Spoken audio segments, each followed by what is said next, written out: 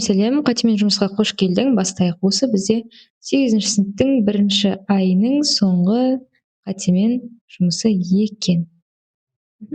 Жылу мөлшерінің ХБЖ-дағы өлшем бірлігі қандай? Бұны біз видео сабақта да айтқан болатынбыз.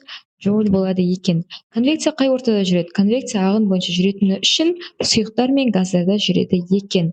Массасы 20 кг болатын болаттан жасалған бөлшек шоңғыш пілдекте 50 градусқа дейін қыздырылды.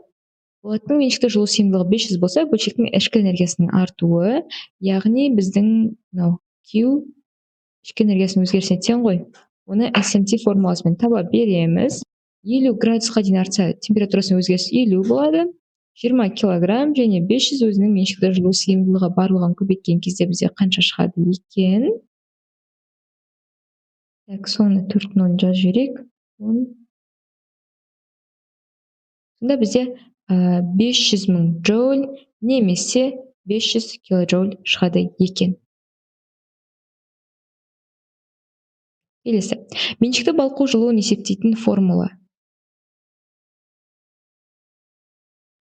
Меншікті балқу жылуы дегенде меншікті жану жылуы барлығы бір мағынада, сол үшін қорқып кетпейміз.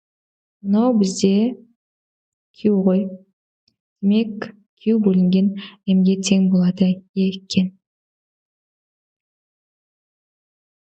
Меншікті жану жылуы 4 көбейтілген оның 7 дәрежесіндегі джоуль бөлінген килограмм болатын көмірдің 3 кг толық жанғанда бөлінетін жылу мөлшерін есептеңдер. Яғни Q-ді M-ға көбейте саламыз, как всегда и делали, да? Мына бізде 12 көбейтілген оның 7 дәрежесі немесе 1,2 көбейтілген оның 8 дәрежесіндегі джоульға тең болады екен. Осымен қатемен жұмысымыз аяқталды. Сіздерге түсінікті болды деген ойдамын. Келесі сабақта көріскенше сау болыңдар. 2-ші айға сәттілік.